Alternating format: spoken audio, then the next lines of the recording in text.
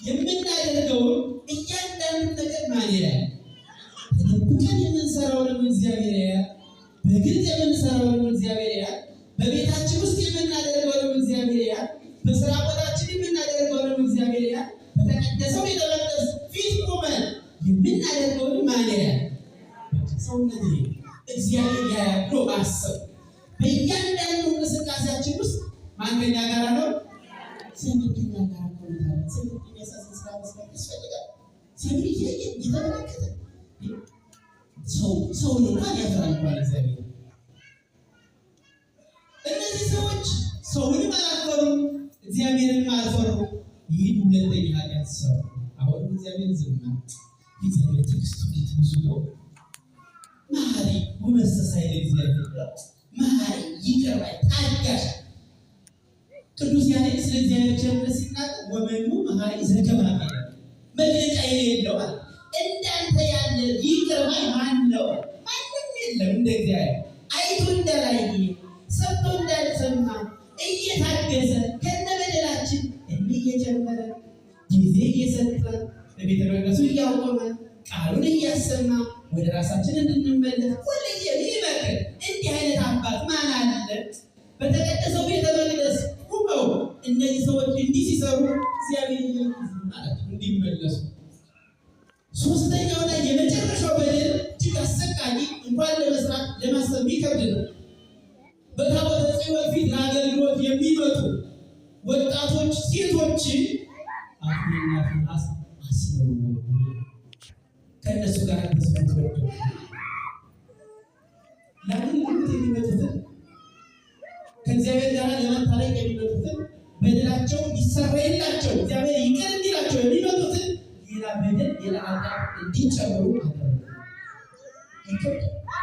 ከእግዚአብሔር ጋር ያስታርቃሉ የተባሉ ሰዎች ከእግዚአብሔር ጋር ሲያጣሉ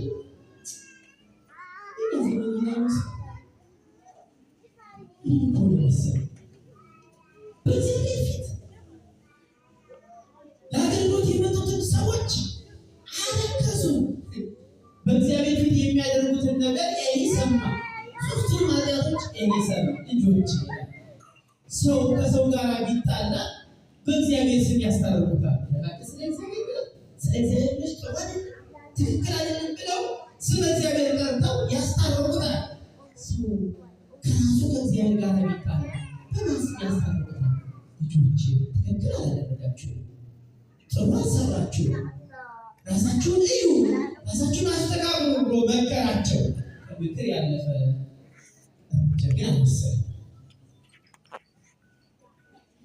በዚህ ጊዜ አፍኒና ፊናስ በሀገራችን አነጋገር የዳቆረ ሰይጣን ሳያቀስ አይቀርም እንዲሉ ያስጀመራቸው ክፉ ሊያስጨርሳቸው ስለፈለገ በክፉ አሟሟት እንዲሞቱ ስለፈለገ በኃጢአታቸው ቀጠሉ። የማይቋረጥ ይሉኝታ የሌለው በደል ለዛው በቤተ መቅደሱ በጽዮን ፊት በእናታቸው ፊት በመጠቂያቸው ፊት በመመቂያቸው ፊት ስትተላ ደስታ ባዩባት ፊት አባቶቻቸው በልተው በጠገቡባት ጠጥተው በረኩባት በታቦተ ጽዮን ፊት ይህ ሁሉ በደል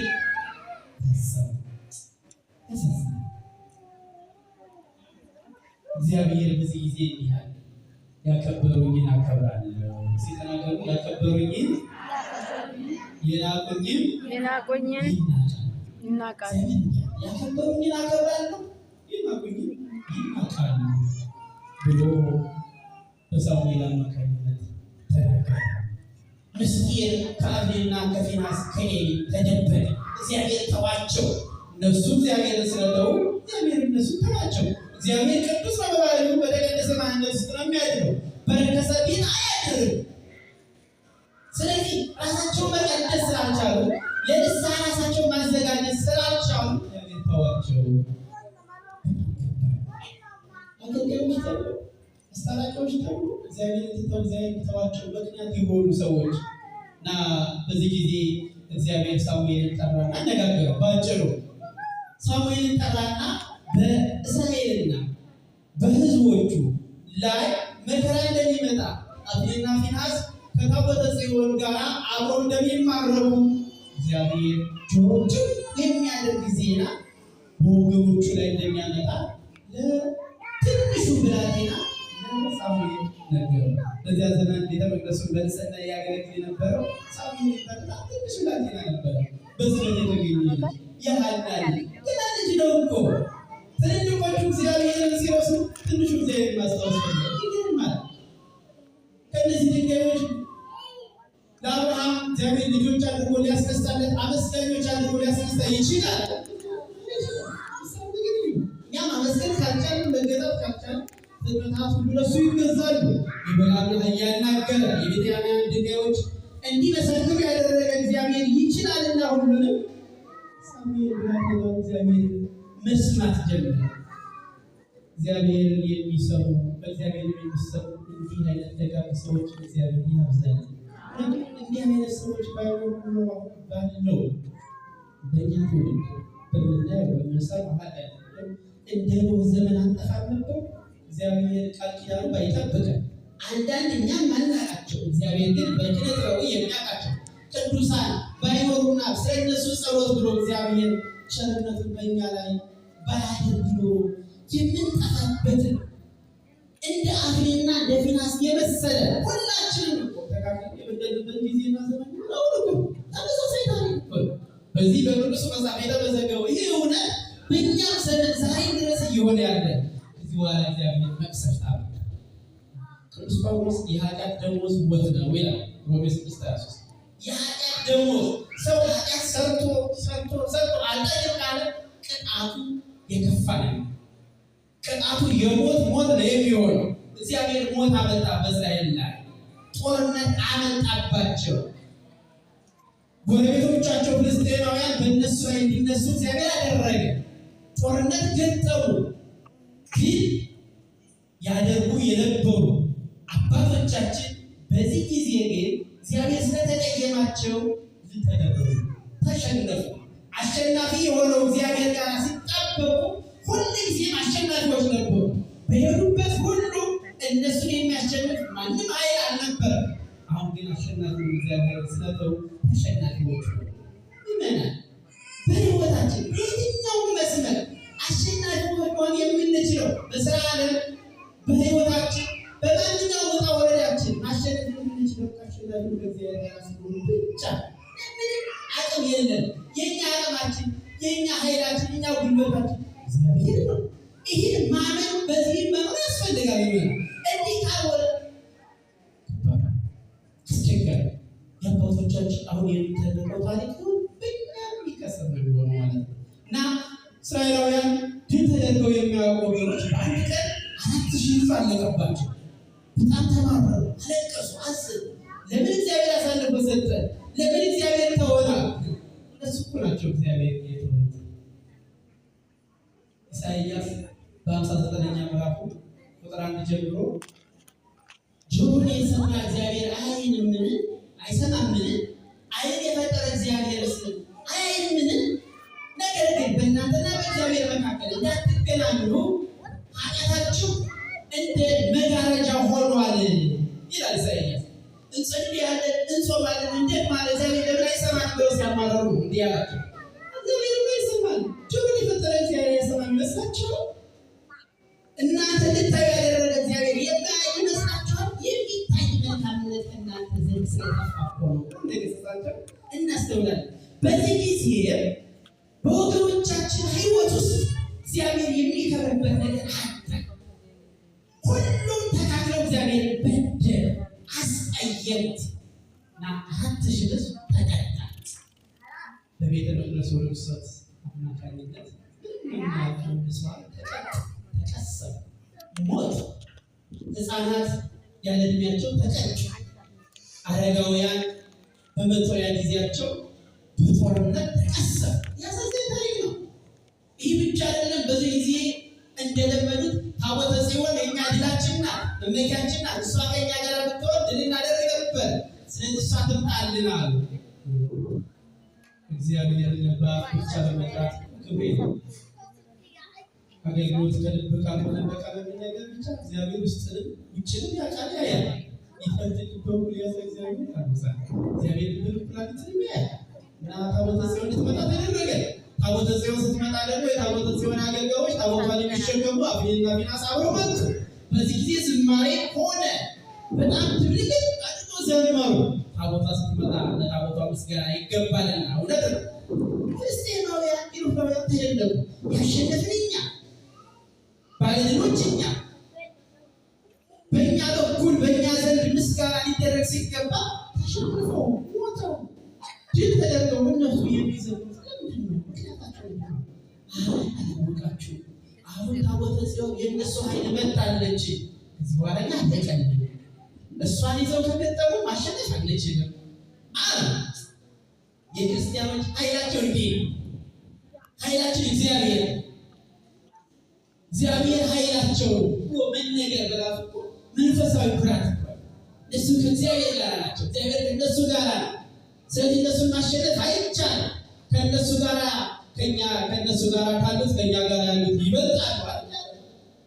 ኤልሳ ጊያዝ በተወረሩ ጊዜ ጊያዝ በጣም ሲንቀጠቀጥ ሲፈራ ጊያዝ ከእነሱ ጋር ካሉት ከእኛ ጋር ያሉት እልፍ አእላፋት አሉ፣ ይበልጣሉ፣ በቁጥርም ይበልጣሉ፣ በኃይልም ይበልጣሉ። አይዞህ አትፍራ። ክርስቲያን እንዲህ ነው። ከእኛ ጋር ያሉት የማናያቸው ግን የሚያዩን በእምነት ከእነሱ ጋር እንደሆንን የምናምንባቸው አገልጋዮቻችን፣ ጠባቂዎቻችን ቅዱሳን መላእክት ሁሉም ከእኛ ጋር ናቸው። ከእኛ ጋር የእኛ ሕይወት በእነሱ ዘንድ ሲመዘንና ወደ እግዚአብሔር ዘንድ ሲቀር ምን አይነት ሕይወት ይሆን? እግዚአብሔር ያውቃል። ራሳችንን መመርመር ይገባናል። ቅዱስ መጽሐፍ መስታወት ስለሆነ ራሳችንን እንድናይ ነውና እና በዚህ ጊዜ ታቦተ ጽዮን መጣች። እየዘመሩ ተቀበሉ። ጦርነቱ በድጋሚ ተጀመረ። አሁንም በአንድ ቀን 30,000 ሕዝብ ከእስራኤል በኩል እርግፍ። በሁለት ቀን ጦርነት 34,000 ሕዝብ አለቀ። ይህ ብቻ ነው። ታቦተ ጽዮን ተሸክሞ የመጡ በቤተ መቅደሱ ርኩሰት የፈጸሙ እግዚአብሔርን ያሳዘኑ አፍኒንና ፊናስ ሁለቱም ወንድማማቾች በአንድ ቀን ሞቱ። ይሄ ብቻ አይደለም። ታቦተ ጽዮን ተማረከች። ከጦርነት የመጣ ብንያማዊ ወጣት ወደ ከተማ ሲገባ የጦርነቱ ዜና ሲናገር ኤሊ ሰምቶ ናስቲ ልጄ የጦርነቱ ነገር ምን ላይ ደረሰ? ልጆቼ እንዴት ሆኑ ብሎ ሲጠይቅ አይ አባቴ አፍኒንና ፊናስ ሞቱ፣ 30,000 ሕዝብ እኮ አለቀ። እሺ ታቦተ ጽዮን ተማረከች ሲለው ኤሊ ለ40 ዓመታት ያገለግላታች ታቦተ ጽዮን ማረኳን ሲሰማ ወዲያው እንደደነገጠና ከተቀመጠበት ወንበር ወደቀ። በ98 ዓመቱ ኤሊ ሞተ። በዚህ ጊዜ የፊናስ ሚስት ነፍሰ ጡር ነበረችና ወዲያውኑ በድንጋጤ ወለደች፣ ወንድ ልጅም ወለደች። የመከራ ዘመን ስለነበረ አይዞሽ ወንድ ልጅ ወልደሻል ደስ ይበለሽ ሲሏት አይ አለችና ልጁ ይቃወም አለች። ትርጉሙም ክብር ከእስራኤል ለቀቀ። አባቶቻችን በእግዚአብሔር ፊት እግዚአብሔርን ደስ ማሰኘት ስላልቻሉ እግዚአብሔርን ስላሳዘኑ ክብራቸውን በራሳቸው ጊዜ አሳልፈው ሰጡ። ክብራቸው ለሌላ ተላለፈ። ክብራቸው የነበረችው ታቦተ ጽዮን ነበረች። እሷ ከነሱ ስትሄድ ክብር ከነሱ ራቀ እና የፊናስ ሚስት ክብር ከእስራኤል ለቀቀ ስትል ይህንን ንግግር ለልጇ ይካወል ብላ ስም አወጣች። ታቦተ ጽዮንን የማያውቁ ክብሯን ያልተረዱ ኢሮፓውያን ፍልስጤማውያን ታቦተ ጽዮንን በዳጎኑ ፊት በዳጎኑ ስር አስቀምጧል። ያለ ቦታዋ ያለ ክብሯ በማይመጥን ስፍራ አስቀምጧል። ጣዖቱን ደግሞ በዕለተ ሰሉስ የተፈጠረውን ጣዖት ወይም ዳጎን ብለው የሚጠሩትን እሱም ከፍ ባለ ቦታ በዙፋን ላይ አስቀምጡ እና በሩን ዘግተው ይሄዱ። ማራኪዎች አይደሉም፣ ድለሽዎችም አይደሉም እና ስለሌላቸው እየተነጋገሩ ደስ እየተሰኙ ቤታቸው ገቡ። በደጋናው ሲመጡ እነሱ ያጠበቁት ታሪክ ተገልጧል። ታቦተ ጽዮን ከክብሩ ዙፋን ላይ ተቀምጣ ጣዖቱ ደግሞ ዳጎን እጁ እግሩ በመላ በሰው ቅርጽ ስለተሰራ አካላት በሙሉ ተቆራርጦ መሬት ላይ ወድቆ አገኙት። እግዚአብሔር ስም የተመሰገነ ይሁን። ከዚህ በኋላ የታቦተ ጽዮን ክብር ስላልቻሉ፣ ስላላወቁ፣ ስላልተረዱ በሕዝቦቹ መካከል በአጠቃላይ በ5 ከተሞች መከራ ሆነ። ታቦተ ጽዮንን ከሚገባት ከግብር ጋር ከመስዋዕት ጋር አሳልፈው ወደ እስራኤል እንድትመለስ አደረጉ። ታይቋቸው በአሚናዳብ ቤት ለ20 ዓመታት ተቀምጠች ስትባርከው ኖረች። ይህንን የታቦተ ጽዮንን ክብር የሰማው ዳዊት እስራኤላውያን የተመለሱ ስላወቀ ያለ ታቦተ ጽዮን ክብር የለንም፣ ታቦተ ጽዮን ወደኛ ትምጣልን፣ እግዚአብሔር ጋር ያለ እሷ መገናኘት አልቻልንም ብለው ስላመለከቱ ዳዊትን የታቦተ ጽዮን ክብር ስለሚያል ታቦተ ጽዮን እንድትመጣ አደረገ። ታቦተ ጽዮን ወደ ዳዊት በሚመጣበት ጊዜ ንጉሠ ነገሥት ዳዊት ከዙፋኑ ወርዶ ለታቦተ ጽዮን ክብር ሰጠ፣ አመሰገነ። ደስ ይላል።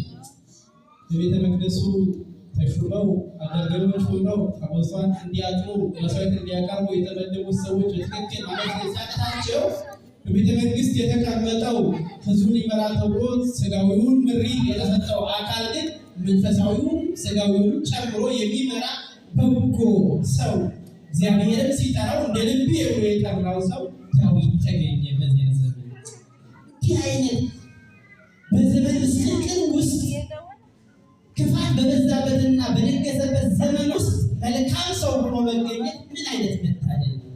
ኃጢአተኞች በበዙበት፣ በደለኞች በበዙበት፣ ክፉዎች በበዙበት፣ ሰዎች በራሳቸው መንገድ ክፋትን በሚያመጡበት ዘመን ንጹሕ ሆኖ መገኘት፣ የእግዚአብሔር ሰው ሆኖ መገኘት፣ አመስጋኝ ሆኖ መገኘት እንዴት መታደል ነው! ዳዊት ጽዮን እናታችን ናት፣ ጽዮን ትምጣልን፣ ጽዮን መጠጊያችን ናት፣ ጽዮን ማረፊያችን ናት፣ ያለ ጽዮን የኔ ንግስና ዋጋ የለውም ማለት ለጽዮን የሚገባውን ክብር የሚገባውን ዝማሬ አቀረበ። ከዚህ በኋላ ታቦተ ጽዮን